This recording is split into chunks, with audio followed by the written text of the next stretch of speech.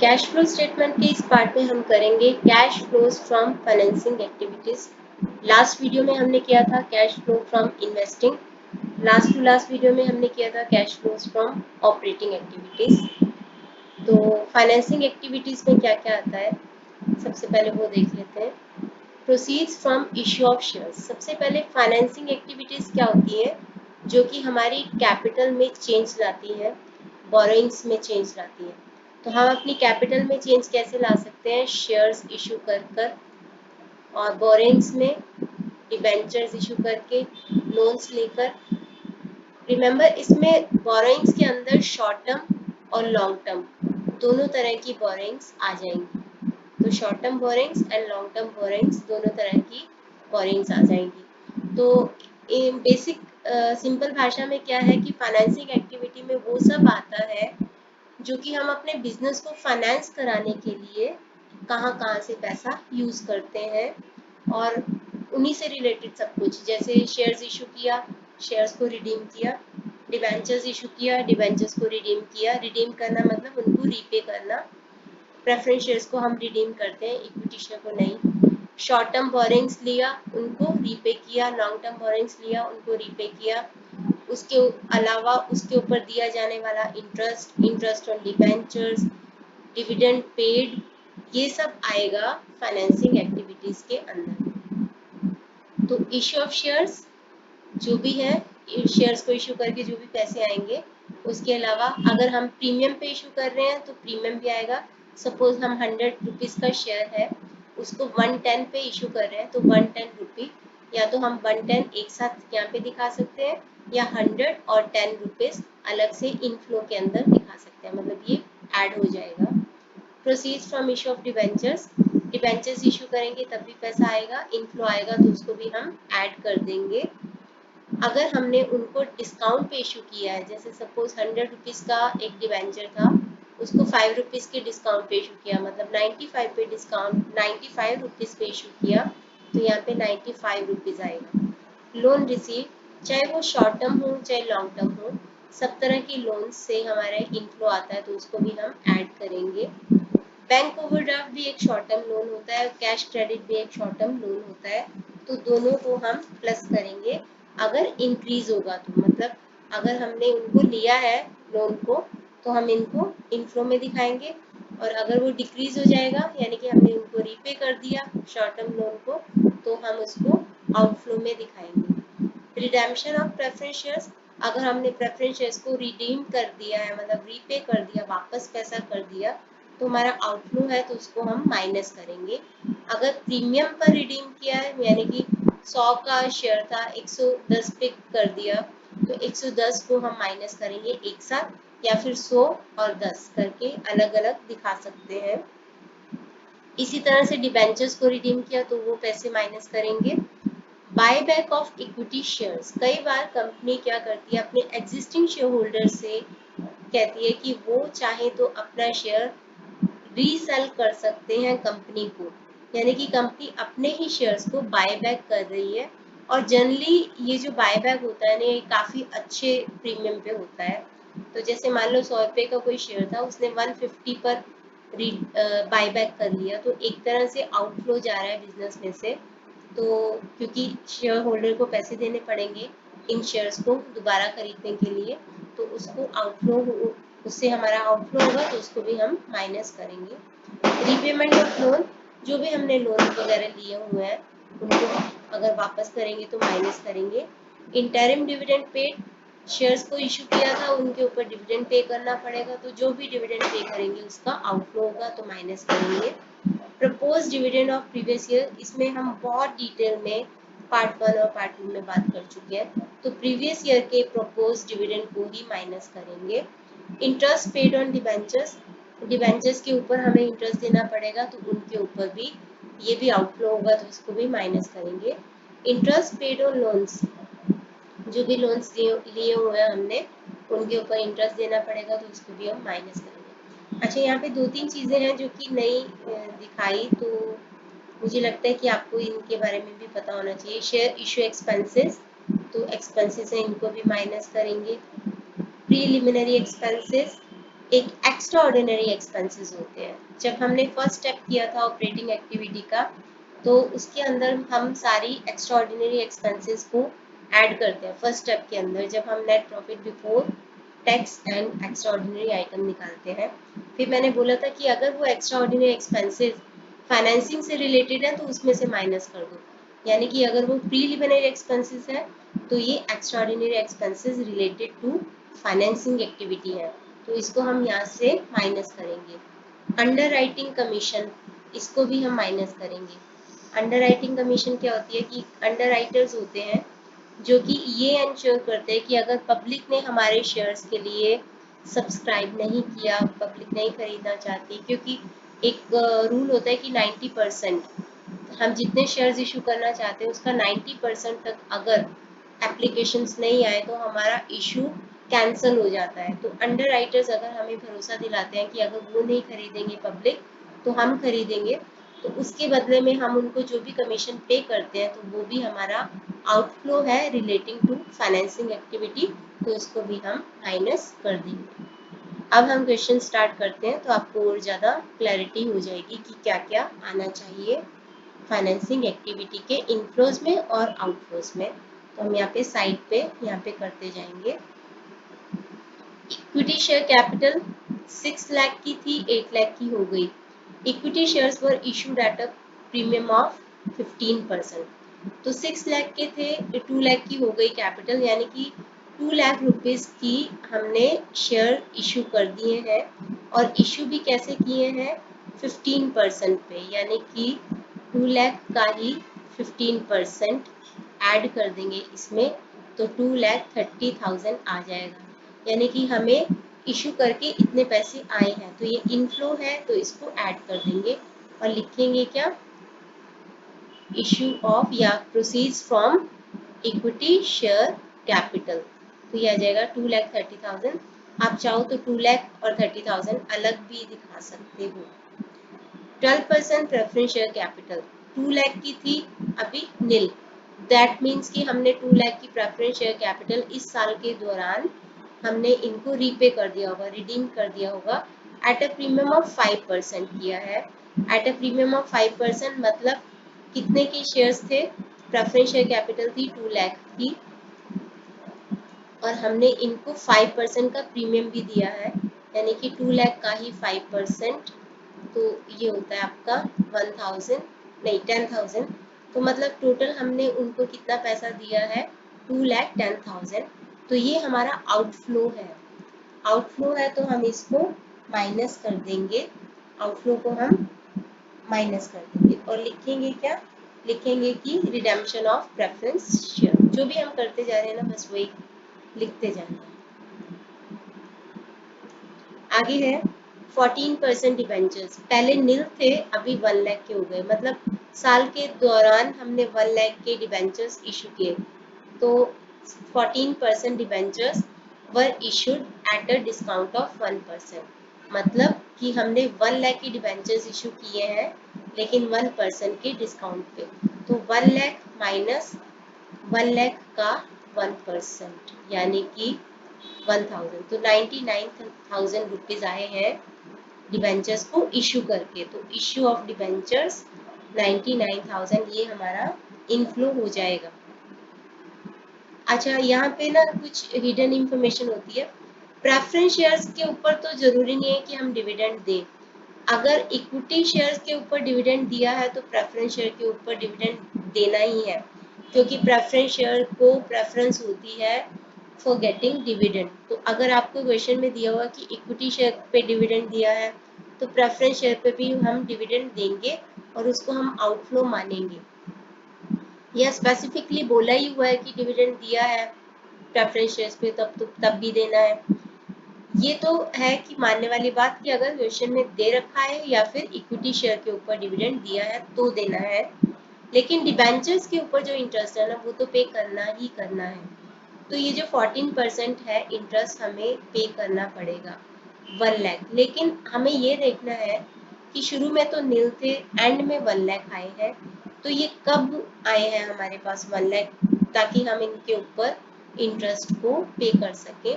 लेकिन आपको इस क्वेश्चन में ना दे ही रखा है कि इंटरेस्ट पेड ऑन डिबेंचर्स 14,000, मतलब इसका मतलब ये हुआ कि 1 लाख की जो डिबेंचर थे शुरू में ही इशू कर दिए गए थे, तो 1 लाख के ऊपर 14% से हम इस इंटरेस्ट ऑन डिबेंचर्स को दे देंगे, तो ये हमारा आउटफ्लो हो गया। अगर नहीं भी दिया होता ना ये इंटरेस्ट ऑन डिबेंचर्स, तो भी आपको पे करना ही है, वो आप कैलकुलेट करके निकाल सकते हो। अगर डेट नहीं दे रखी, आगे आने वाले क्वेश्चंस में करेंगे कि कैसे करना है। तो dividend paid on preference shares ये भी दे दिया, तो dividend paid on preference shares ये भी हमारे लिए आउटफ्लो है, तो इसको भी हम माइनस कर देंगे। ओके, आगे है अंडर राइटिंग कमीशन 10,000। तो अंडर राइटिंग कमीशन हम एक्चुअली इसी में से माइनस कर सकते हैं कि जब हमने शेयर इशू किया था तो इसी में से 10,000 माइनस कर दो, या फिर हम यहाँ पे दिखा सकते हैं अंडर राइटिंग कमीशन हमारा आउटफ्लो है, तो हम इसको माइनस कर देंगे। Propose dividend on equity shares 2 साल का दे रखा है, प्रीवियस ईयर करंट ईयर, तो हमें हमेशा प्रीवियस ईयर का प्रपोज डिविडेंड पे करना होता है। पिछले साल प्रपोज किया गया होगा डिविडेंड, इस साल एजीएम के अंदर शेयर होल्डर ने अप्रूव किया होगा, तो हम ये एज्यूम करते हैं कि पिछले साल प्रपोज किया था, इस साल पे किया होगा, तो इसको माइनस करेंगे। जो करंट ईयर का प्रपोज किया है वो अगले साल में, यानी कि साल की क्लोजिंग के बाद एजीएम होती है, उसके बाद अप्रूवल मिलता है, तो वो अगले साल में हम पे करेंगे। अगर स्पेसिफिकली दिया हुआ है कि कितना प्रपोज डिविडेंड पेड, देन हम उसको सीधा सीधा माइनस कर देंगे। तो इस तरीके से ये हमारा आ गया। तो ये जो है इसका टोटल आ रहा है माइनस में, यानी कि ब्रैकेट में आ रहा है, तो ये आ रहा है आपका 19,000। तो दैट मीन्स ये क्या है, cash used in financing activities. तो इस तरीके से हमारा फर्स्ट क्वेश्चन हो गया है। ये क्वेश्चन डीके गोयल में से लिया गया है। उसके बाद है ये है, ओके प्रॉपर क्वेश्चन नहीं आया है यहाँ पे, नहीं प्रॉपर है। तो इस ये 28th इलस्ट्रेशन है, डीके गोयल में से ही है, तो इसमें भी हमें निकालना था cash flow from financing activities निकालना है हमें, तो हम इसको भी साथ साथ ऐसे ही करेंगे। तो सबसे पहले देख लेते हैं नीचे क्या क्या दे रखा है। Fresh equity shares, interim dividend. अगर इक्विटी शेयर्स पे डिविडेंड दिया हुआ है ना, तो दैट मीन्स प्रेफरेंस पे तो देना ही देना है। Preference shares were redeemed on 31st March 2022 at a premium of 5%। चलो बारी बारी से करते हैं। इक्विटी शेयर कैपिटल 20 लाख की थी, 30 लाख की हो गई है। तो ये जो फ्रेश इक्विटी शेयर्स हैं सबसे पहले तो 10 लाख से बढ़ गई, यानी कि ये हमारे लिए क्या है, ये हमारे लिए इनफ्लो है कैश का, ये हमारे लिए कैश का इनफ्लो है, तो हम इसको दिखाएंगे। और ये प्रीमियम पे इशू किए गए हैं, प्रीमियम पे इशू किए गए हैं मतलब यहाँ पे कैलकुलेट करते हैं। 10 लाख की कैपिटल इशू की गई है, इशू की गई है 10 लाख। ओके, इसको 10% के प्रीमियम पे, यानी कि 10% ऑफ 10 लाख मतलब 1 लाख हो जाएगा, तो ये टोटल हो जाएगा 11 लाख। तो हमारे पास इशू करके कितने पैसे आए हैं, 11 लाख। तो हम लिखेंगे इशू ऑफ शेयर कैपिटल, ये कैश का इनफ्लो हो गया, तो हम इसको लिख देंगे 11 लाख। प्रेफरेंस शेयर कैपिटल पहले 2 लाख था, अभी 1 लाख हो गया, मतलब 1 लाख हमने रिडीम कर दिए। अब इसके बारे में भी दे रखा है यहाँ पे नीचे, preference shares were redeem on 31st मार्च 2022, यानी कि साल के एंड पे हमने इनको रिडीम किया है, एंड पे रिडीम किया है एट अ प्रीमियम ऑफ 5%, 5% के प्रीमियम पे रिडीम किया है। कितने शेयर्स रिडीम किया हमने, 2 लाख थे, 1 लाख हो गए, तो मतलब 1 लाख हमने रिडीम कर दी शेयर कैपिटल, और इनको 5% के प्रीमियम पे रिडीम किया, यानी कि 1 लाख का ही 5%, तो 1,05,000 रुपीज हमें देने पड़ गए प्रेफरेंस शेयर्स को। तो हम लिखेंगे redemption of preference share capital, तो ये हो जाएगा आपका 1,05,000। आउटफ्लो है इसलिए ब्रैकेट में लिखा है। तो उसके बाद है सिक्योरिटीज प्रीमियम कुछ नहीं था, 95,000 का हो गया। अच्छा, इसको हम क्या करेंगे कि सिक्योरिटी प्रीमियम आया कैसे? देखो आपको यहाँ पे आपको पता चलेगा। एक्चुअली ये लास्ट लाइन यहाँ पे लिख रखी है, इसमें आपको क्या बोला गया है, ये जो हमने 5,000 का प्रीमियम दिया है, 5,000 का ये जो हमने प्रीमियम दिया है इनको प्रेफरेंस शेयर होल्डर को 5,000 का जो प्रीमियम दिया है, it was charge against premium received on issue of fresh equity shares. हमने फ्रेश इक्विटी शेयर्स इशू किए थे, तो हमारे पास प्रीमियम आया था 1 लाख का, जिसमें से 5,000 हमने यूज कर लिया टू ये प्रेफरेंस शेयर्स का प्रीमियम। लेकिन अगर आप देखो, आप इसकी एंट्री क्या करोगे, आप इसे एंट्री करोगे security premium account debit, 1 lakh में से 5,000 यूज किया to premium on redemption. Premium on redemption क्या होता है? Loss on issue of preference shares. Premium on redemption ही लिखेंगे यहाँ पे, क्योंकि प्रीमियम ऑन रिडेम्पशन ही लिखा है ना। तो इस 5,000 का यूज किया है हमने प्रेफरेंस शेयर्स के प्रीमियम को रिडीम करने के लिए, ठीक है। इसको हमने चार्ज किया है सिक्योरिटी प्रीमियम रिजर्व के अगेंस्ट। लेकिन अगर आप देखो तो इसको आप आउटफ्लो नहीं मानोगे। इसको आप आउटफ्लो क्यों नहीं मान सकते हो? ये एंट्री, एक मिनट मैं प्रॉपर्ली आपको करके बताती हूँ। सबसे पहले तो जब हम प्रेफरेंस शेयर्स को रिडीम कर देते हैं, ठीक है, तो हम उसके लिए क्या एंट्री करते हैं? प्रेफरेंस शेयर कैपिटल, ये है 10%, तो वही मैं लिख रही हूँ, account debit premium on redemption account debit to bank account. ठीक है, हमने प्रेफरेंस शेयर्स को कितने पैसे दिए? 1 लाख दिए, 5,000 हमने प्रीमियम का दिया, यानी कि टोटल हमने कितने दिए? 1,05,000। इस प्रीमियम को राइट ऑफ करने के लिए, ओके, राइट ऑफ करना मतलब डेबिट किया था तो क्रेडिट किया, राइट ऑफ करने के लिए इसको हमने कर दिया क्रेडिट। और डेबिट किसको किया? Security premium. कौन सा सिक्योरिटी प्रीमियम? जो कि हमने अभी अभी जो फ्रेश इशू किया है इक्विटी शेयर्स का, उसमें से यूज किया। बट इसको आप आउटफ्लो नहीं दिखाओगे। आउटफ्लो का मतलब क्या होता है कि बिजनेस के बाहर पैसा गया। यहाँ पे पैसा गया है 1,05,000, जो कि हमने यहाँ पे दिखा भी दिया। यहाँ पे एक रिजर्व से दूसरे रिजर्व को जस्ट राइट ऑफ किया है, तो इसको आप यूज नहीं करोगे। सिक्योरिटी प्रीमियम रिजर्व इससे हमारा कम नहीं होगा, क्योंकि ये ऑलरेडी हम यहाँ पे कम करके दिखा चुके हैं कि कितना पैसा गया है। यहाँ पे तो कैश का ट्रांजेक्शन हुआ ही नहीं, तो कैश का ट्रांजेक्शन हुआ ही नहीं है, तो उसको हम नहीं दिखाएंगे। आई होप आपको ये समझ में आया होगा। अगर आपको अभी भी समझ में नहीं आया तो आप प्लीज कमेंट बॉक्स में पूछ सकते हैं, मैं आपको दोबारा से एक्सप्लेन कर दूंगी। तो ये हो गया। उसके बाद है सिक्योरिटी प्रीमियम, तो इसको फिर हम इग्नोर करेंगे इस चीज को। Profit and loss balance 4 lakh 8 lakh, तो ये 4 लाख और 8 लाख ये प्रॉफिट एंड लॉस का बैलेंस है। तो आई डोंट थिंक इसका यहाँ पे तो कोई फर्क नहीं पड़ेगा, क्योंकि हम ऑपरेटिंग एक्टिविटीज जब करते हैं ना, तो वहाँ पे इसका लेते हैं surplus, closing surplus minus opening surplus लेते हैं। अभी इस क्वेश्चन में हम फाइनेंसिंग एक्टिविटी निकाल रहे हैं, तो इसमें यहाँ पे इसका कोई भी यूज नहीं है। आगे है, उसके बाद है 10% डिबेंचर्स।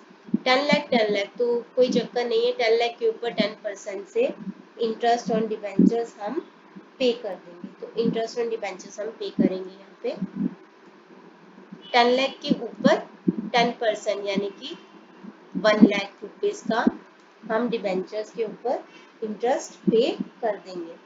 अब यहाँ पे एक पॉइंट रह गया है, ये वाला, interim dividend was paid on equity share. Equity share के ऊपर 8% से इंटरिम डिविडेंड पे कर दिया गया है। तो अभी देखना है कि हमें 20 लाख पे लेना है डिविडेंड या 30 लाख पे। यहाँ पे आपको स्पेसिफिकली बोला हुआ है कि जो फ्रेश इक्विटी शेयर्स इशू किए गए हैं, मतलब थे 30 हो गए, तो 10 लाख के जो शेयर्स इशू किए गए हैं वो साल के एंड में इशू किए गए हैं। साल के एंड में इशू किए गए हैं तो दैट मीन्स पूरे साल हमारे पास 20 लाख के ही इक्विटी शेयर्स थे। तो इन्हीं 20 लाख की शेयर कैपिटल के ऊपर 8% से हम डिविडेंड देंगे। जो चीज़ हमारे पास थी नहीं शुरू में, तो हम उनके ऊपर डिविडेंड क्यों देंगे? तो 20 लाख के ऊपर 8% से बनता है 1,60,000, क्योंकि ये जो 10 लाख इशू किए गए हैं ये एंड पे इशू किए गए, तो इनके ऊपर कोई डिविडेंड नहीं दिया जाएगा। बट यहाँ पे एक पॉइंट आ गया, अगर इक्विटी शेयर को डिविडेंड दिया गया है तो प्रेफरेंस शेयर को तो देना ही पड़ेगा, क्योंकि उनको प्रेफरेंस होती है। अब कौन सी अमाउंट पे, 2 लाख पे या 1 लाख पे, वो उसका भी आंसर हमें यहाँ पे मिल जाएगा। ये जो प्रेफरेंस शेयर्स हमने इशू किए हैं वो साल के एंड में इशू किए हैं, मतलब सॉरी रिडीम किए हैं, वो साल के एंड में रिडीम किए, यानी कि पूरा साल हमने इनको यूज किया है 2 लाख।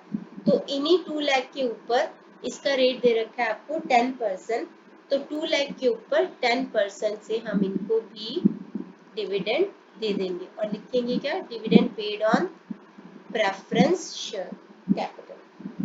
तो इस तरीके से ये हमारा हो गया। यहाँ पे इसका टोटल करके देखेंगे तो आ रहा है 7,15,000, ये प्लस में आ रहा है, प्लस में आ रहा है, तो हम लिखेंगे कि cash flow from financing activities. तो इस तरीके से हमारा इक्वेशन कंप्लीट होगा। अगला क्वेश्चन करते हैं। From the following information of x limited calculate cash flow from financing activities. तो हम यहीं पे साइड पे इसको करते हैं सॉल्व। तो एक बार थोड़ा सा नीचे पढ़ लेते हैं एडिशनल इंफॉर्मेशन को। बोनस शेयर्स इशू किए हैं, तो यानी इससे रिलेटेड कुछ है, तक यहाँ पे मैं मार्क कर रही हूँ ताकि याद रहे। डिबेंचर्स के बारे में भी कुछ है तो इसको मार्क कर लेते हैं। Propose dividend on equity share capital was paid, interest paid on bank overdraft 10,000, ठीक है। तो ड्यूरिंग द ईयर 2022-23 यानी कि इस साल के दौरान एक्स लिमिटेड ने बोनस शेयर इशू किए इन द रेशियो ऑफ 2:1। 2:1 का मतलब क्या है? बोनस शेयर क्या होता है? हम अपने एग्जिस्टिंग शेयर होल्डर को बोनस के रूप में कैश नहीं देते, बल्कि उनको शेयर्स इशू कर देते हैं, जिनके बदले में उनको कुछ नहीं देना होता। तो जिसके पास भी 2 शेयर थे उसको 1 शेयर एक्स्ट्रा दे दिया, ठीक है। तो अभी साल के शुरू में कितने शेयर्स थे? 20 लाख। अगर 2 के बदले में 1 शेयर दिया है तो 20 लाख को कितने शेयर्स दिए होंगे? उनको दिए होंगे 10 लाख, यानी कि इक्विटी शेयर कैपिटल कितनी हो गई है? 30 लाख। तो इसका मतलब ये हुआ कि ये जो 10 लाख रुपीज आए हैं शेयर इशू करके, ये रुपीज नहीं आए, मतलब कैश का कोई इनफ्लो आया ही नहीं, फ्री में बोनस शेयर्स इशू किए गए हैं। तो जिसका कैश का इनफ्लो ही नहीं आया उसको हम cash flow from financing activities में नहीं दिखाएंगे, क्योंकि कैश का इनफ्लो नहीं आया है, हमने उनको बोनस दिया है। तो पूरे के पूरे 20 लाख को 10 लाख और इशू कर दी है, तो उनकी इक्विटी शेयर कैपिटल हो गई 30 लाख रुपीज। तो इसलिए इसका कैश का कोई इनफ्लो नहीं आया है, तो जिसको हम नहीं दिखाएंगे। आगे है 12% debentures were redeemed on 1 July 2022 and new. पहले इसकी बात करते हैं। ये जो 12% डिबेंचर्स थे पहले थे 3 लाख रुपीस के और अभी हो गए नील, यानी कि 3 लाख रुपीस के डिबेंचर्स हमने रिडीम कर दिए हैं। और रिडीम कैसे किए हैं? 12% पहले तो रिडीम कर दिए, तो रिडीम करने की एंट्री कर देते हैं, क्योंकि मैं अभी इंटरेस्ट निकालती हूँ इसके ऊपर कि कैसे इंटरेस्ट देंगे, 3 लाख के ऊपर कैसे इंटरेस्ट देंगे, तो उसको हम करते हैं बाद में। पहले हम करते हैं कि रिडेम्पशन ऑफ डिबेंचर्स। डिबेंचर्स को रिडीम कर दिया तो हमारे लिए आउटफ्लो चला गया, पैसा चला गया हमारा 3 लाख रुपीस, तो उसको हम माइनस करेंगे, यानी कि ब्रैकेट में दिखाएंगे। अब हम इसकी इंटरेस्ट की बात करते हैं। 1 जुलाई को इनको रिडीम कर दिया गया, यानी कि 3 महीने 31 मार्च को तक का तो ये था 3 लाख उसका बैलेंस था। अप्रैल मई जून 3 महीने हम इनको यूज किया है, तो इनके ऊपर 12% से 3 महीने जो हमने यूज किया इसको, उनकी मनी को उसका हम निकाल लेते हैं इंटरेस्ट ऑन डिबेंचर्स। तो इंटरेस्ट ऑन डिबेंचर्स निकाल लेंगे तो ये आपका आ जाएगा 9000। तो 9000 रुपीज हमें देना पड़ेगा उनको इंटरेस्ट ऑन डिबेंचर्स। तो यहाँ पे हम दे देंगे इंटरेस्ट ऑन 12% डिबेंचर्स। कितना दिया हमने? 9000। ओके, उसके बाद यहाँ पे और भी है 10% new 10% debentures were issued on the same date at a discount of 5%। सबसे पहले तो इशू किया तो इंट्रो आ गया, तो इशू ऑफ 10% डिबेंचर्स नील थे 5 लाख हो गया, यानी कि 5 लाख रुपीज हमारे पास आ गए 1 minute. Were issued on the same date at a discount of 5%। तो यहाँ पे करेंगे हम 5 लाख के डिबेंचर्स इशू किए, लेकिन एट अ डिस्काउंट ऑफ 5%, यानी कि 5% ऑफ 5 लाख, मतलब ये हो गया आपका 25,000। तो 4,75,000 आए, ना कि ये 5 लाख। तो 4,75,000 रुपीज आए हैं हमारे। तो यहाँ पे लिख देंगे 4,75,000। अब इसका भी इंटरेस्ट साथ के साथ कैलकुलेट कर लेते हैं। ये डिबेंचर्स हमने इशू किए थे, ये डिबेंचर्स हमने इशू किए थे 1 जुलाई को, सेम डेट को। तो 1 जुलाई से 31 मार्च 2023 तक कितने मंथ्स होते हैं? 9 मंथ्स। तो इन 5 लाख के ऊपर इनका रेट है 10%। 9 मंथ्स का हम निकाल लेंगे इंटरेस्ट, तो ये आ जाएगा आपका, ये आएगा आपका 37,500। तो ये भी हम साथ के साथ पे कर देते हैं। तो इंटरेस्ट ऑन 10% डिबेंचर्स 37,500। इनके बारे में आपको कहा नहीं जाएगा, डिबेंचर्स पे, लोन्स पे इंटरेस्ट पे करना ही करना है, चाहे बोला जाए क्वेश्चन में चाहे नहीं। प्रेफरेंस शेयर्स पे डिविडेंड अगर इक्विटी पे दिया तो देना है, या फिर क्वेश्चन में स्पेसिफिकली बोला हुआ है कि प्रेफरेंस शेयर पे डिविडेंड दो तभी देना है, लेकिन सारी बोरिंग्स के ऊपर इंटरेस्ट देना ही होता है। उसके बाद है बैंक ओवरड्राफ्ट।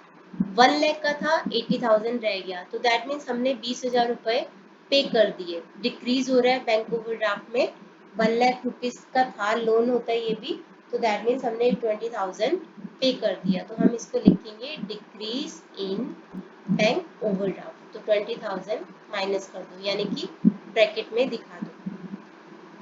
ओके, आगे है proposed dividend on equity share capital for previous year ended 31st March 2022 was paid at 8%। पिछले साल का proposed dividend हमने पे कर दिया। तो पिछले साल में 20 लाख की कैपिटल थी, तो 20 लाख के ऊपर 8% से आता है 1,60,000। इतना हमने डिविडेंड पे कर दिया है, तो लिख देंगे dividend paid on equity shares. तो ये भी पे कर दिया। Interest paid on bank overdraft 10,000, ये भी आउटफ्लो, तो इसको भी हम माइनस यानी कि ब्रैकेट में दिखा दें। तो ज्यादातर सारा ही माइनस है एक को छोड़ के, तो ये भी माइनस में ही आने वाला है आंसर। तो इसका आंसर आएगा 61,500 माइनस में। तो ये होगा cash used in financing activities. एक लास्ट क्वेश्चन करते हैं हम, एक लास्ट क्वेश्चन करेंगे जिसके अंदर इन्वेस्टिंग एक्टिविटी जो हमने पिछले वीडियो में किया था और फाइनेंसिंग एक्टिविटीज दोनों है, तो दोनों करेंगे साइड बाय साइड। तो कर लेते हैं इसको, यहाँ पे लिख लेते हैं cash flow from investing activity. Properly वाला हम question full fleshed next video से स्टार्ट करेंगे। नेक्स्ट 2 वीडियोस में हम वही करने वाले हैं, कैश फ्लो स्टेटमेंट के कॉम्प्रिहेंसिव क्वेश्चन करेंगे। Operating, investing, financing, cash and cash equivalent properly बनाएंगे। तो यहाँ पे देखिए cash flow from investing activities and cash flow from financing activities, side by side जो जो मिलता जाएगा साइड बाय साइड हम इसको बनाते जाते हैं। तो एक बार हम इसके नोट्स पे नज़र डाल देते हैं, नोट्स टू अकाउंट्स पे, और ताकि आइडिया मिल जाए। रिजर्व्स एंड सरप्लस है, सरप्लस इसका कुछ नहीं करना क्योंकि हम ये ऑपरेटिंग का पार्ट है, तो इसको इग्नोर। बैंक ओवरड्राफ्ट है, प्रोविजन फॉर टैक्स, इसको भी इग्नोर, ये भी ऑपरेटिंग का पार्ट है। प्रॉपर्टी दे रखी है तो इन्वेस्टिंग का पार्ट है। गुडविल है। मशीनरी के बारे में दे रखा है कि कोई मशीनरी बेच दी गई है, डेप्रिसिएशन चार्ज किया गया था। लॉन्ग टर्म बोरिंग्स तो कुछ खास नहीं है। 1,00,000 रुपीज़ के लॉन्ग टर्म बोरिंग्स पर ऑब्टेन ऑन 31 मार्च। तो हम इनको अभी ध्यान में रखेंगे इन सब चीज़ों को। तो क्या क्या है, सबसे पहले शेयर कैपिटल 17 लाख की थी, 19 लाख की हो गई, यानी कि 2 लाख रुपीज़ की हमने शेयर्स इशू किए होंगे। तो लिखेंगे proceeds from share capital 2 lakh rupees आए होंगे। उसके बाद रिजर्व्स एंड सरप्लस, ये सरप्लस था, छोड़ दो, ऑपरेटिंग का पार्ट है। 12% लॉन्ग टर्म बोरिंग्स, अच्छा इसके बारे में सबसे पहले तो 4 लाख थे, 5 लाख हो गए, यानी कि 1 लाख रुपए के हमने बोरिंग्स किए हैं, लॉन्ग टर्म बोरिंग्स किए हैं। तो ये फाइनेंसिंग एक्टिविटी का पार्ट है। इसके बारे में आपको नीचे 1 मिनट नोट्स टू अकाउंट्स में भी कुछ दे रखा था। शॉर्ट टर्म बोरिंग्स के बारे में दे रखा था। 1,12% long term borrowings were obtained on 31 मार्च 2021। 1 लाख रुपए के बोरिंग्स किए गए 31 मार्च 2021 को। तो ये 1 लाख रुपीस बोरो किए गए, तो ये हमारी फाइनेंसिंग एक्टिविटी का इनफ्लो बन गया। तो इसको हम इनफ्लो के तौर पे यहाँ पे दिखा देंगे, इनफ्लो के तौर पे यहाँ पे दिखा देंगे लॉन्ग टर्म बोरिंग्स। तो ये 1 लाख रुपीस हम यहाँ पे दिखा देंगे। अच्छा, अब इसके ऊपर इंटरेस्ट भी देना है, साथ के साथ ही दे देते हैं ताकि हमें याद रह जाए। ये हमने बोरिंग्स जो 1 लाख के किए हैं ना, ये जो 1 लाख की किए हैं वो एट दी एंड किए हैं, यानी कि 31 मार्च 2021 को किए। तो जो चीज एंड पे ली है तो उसके ऊपर हम इंटरेस्ट नहीं देंगे, हम ये जो इंटरेस्ट देंगे वो इस 4 लाख के ऊपर देंगे, क्योंकि पूरा साल हमने 4 लाख यूज किया है। 5 लाख तो हमने एंड में लिया, मतलब 1 लाख जो एक्स्ट्रा लिया वो तो एंड में लिया। तो इस 4 लाख के ऊपर 12% से हम इंटरेस्ट साथ के साथ पे कर देते हैं। Interest on long term borrowings 4 lakh के ऊपर 12%, यानी कि 48,000 का आउटफ्लो आ गया। ठीक है, आउटफ्लो आ गया। उसके बाद है शॉर्ट टर्म बोरिंग्स, 1,75,000 के थे, 1,70,000 रह गए। ये बैंक ओवरड्राफ्ट था, अभी हमने नीचे देखा तो डिक्रीज हो गया बैंक ओवरड्राफ्ट, यानी कि हमने पे कर दिया होगा। तो 5,000 रुपीज बैंक ओवरड्राफ्ट का हमने पे कर दिया। प्रोविजन, ये प्रोविजन को टैक्स का पार्ट था, ऑपरेटिंग का पार्ट है, छोड़ दो इसको। आगे आता है प्रॉपर्टी प्लांट एंड इक्विपमेंट के अंदर। इसके अंदर हमें दो चीजें दे रखी थी नीचे नोट्स टू अकाउंट्स में। मशीनरी दे रखी है इसके अंदर, तो हमें बनाना पड़ेगा मशीनरी अकाउंट। तो मशीनरी अकाउंट हम बनाएंगे, मशीनरी अकाउंट बनाते हैं।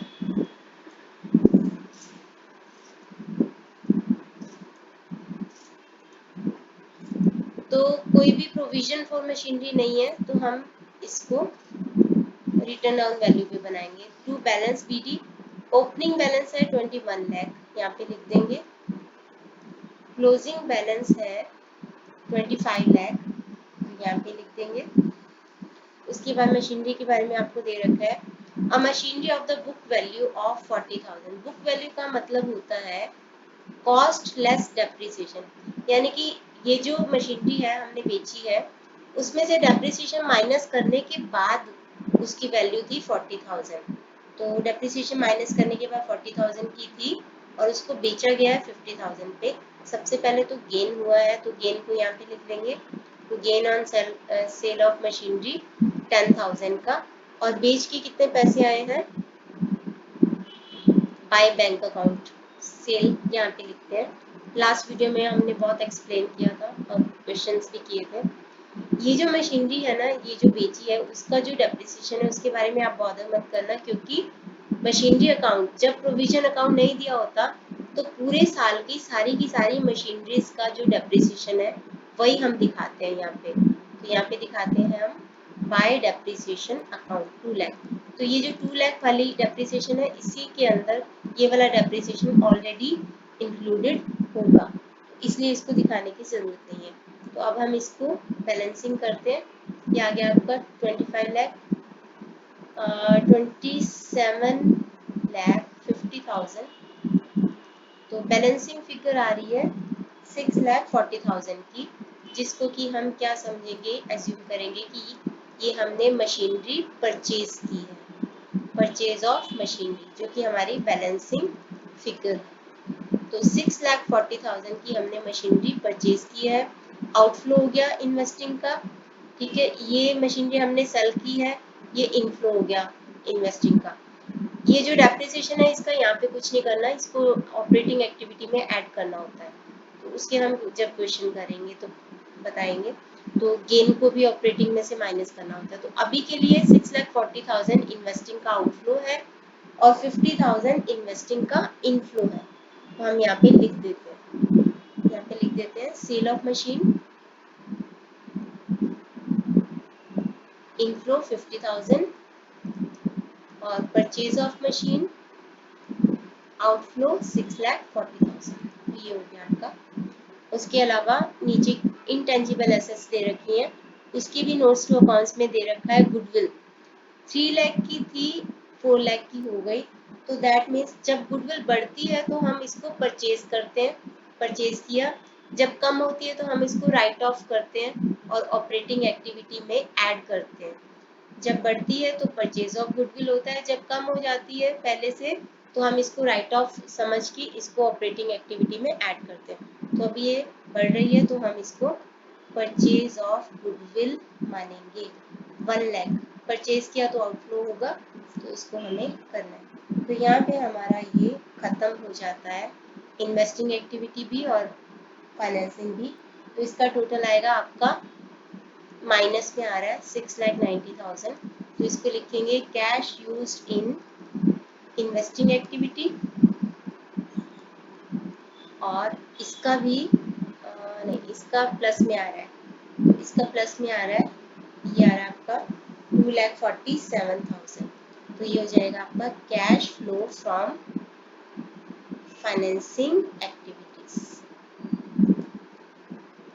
तो इस वीडियो के लिए इतना ही। नेक्स्ट वीडियो में, नेक्स्ट 2 वीडियोस में हम कैश फ्लो स्टेटमेंट के कॉम्प्रिहेंसिव क्वेश्चन करेंगे, जिसमें तीनों तरह की एक्टिविटीज और कैश एंड कैश इक्विवेलेंट कैसे दिखाना है उसके बारे में सीखेंगे और बहुत सारे क्वेश्चंस करेंगे। तो इस वीडियो के लिए इतना ही। तो थैंक्स फॉर वॉचिंग।